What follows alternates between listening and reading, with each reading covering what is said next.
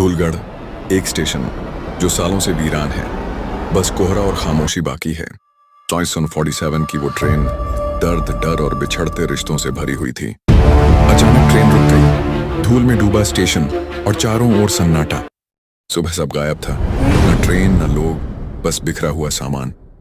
आज भी धूलगढ़ वही है, उजड़ा, टूटा और रहस्यमयी।